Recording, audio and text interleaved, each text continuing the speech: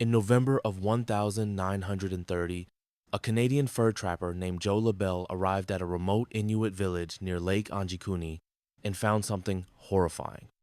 The fires were still burning, meals were left half-eaten, rifles untouched. But not a single person remained.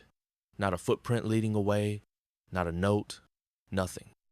That day, an entire village had vanished. Lake Anjikuni sits deep in the icy wilderness of what is now Nunavut. Back then, it was barely mapped territory, inhabited only by a handful of Inuit families who lived off the land. These people were skilled hunters, tough survivors, resilient. Joe LaBelle had visited the village before. He knew the people by name. He expected warmth, noise, and stories around a fire. But what greeted him was silence. He entered hut after hut. Inside, meals still cooking on the fire. Jackets hung neatly by the door. A pot of tea still warm. There were no signs of struggling or overturned furniture. No blood, no bodies. Even the village sled dogs, vital to survival in this land, were still tied up, but frozen to death. Starved. Abandoned. Panicked, LaBelle trekked miles through the snow to the nearest telegraph station. He contacted the Royal Canadian Mounted Police. When they arrived, they confirmed everything. Worse still, they found open graves. Fresh graves, with the bodies missing. And yet there were no tracks, no footprints, no signs of escape or migration. It was as if dozens of people had simply evaporated. Even expert trackers couldn't find any path, any clue, any trace. Nothing made sense. Theories began to swirl. Some said the villagers fled from an enemy, but what kind of enemy leaves no tracks?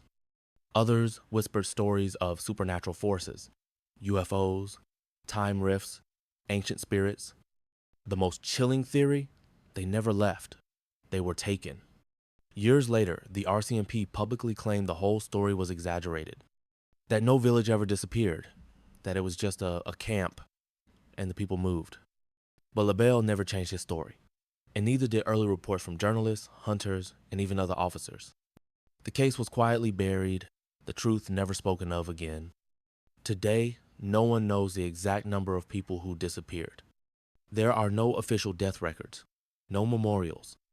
The Anjikuni mystery remains a whisper in the wind, a ghost of the North, a name on old maps with no explanation. Skeptics argue that the story is just a legend twisted over time, that LaBelle made it up for fame. But that doesn't explain the RCMP's initial involvement. The missing graves, the accounts from locals who never spoke to the press.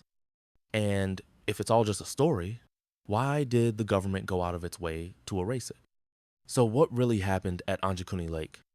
Was it mass panic, an environmental disaster, or something we were never meant to understand? No answers were ever found, only silence. But one thing is certain, villages don't vanish. People don't just disappear, unless they're made to.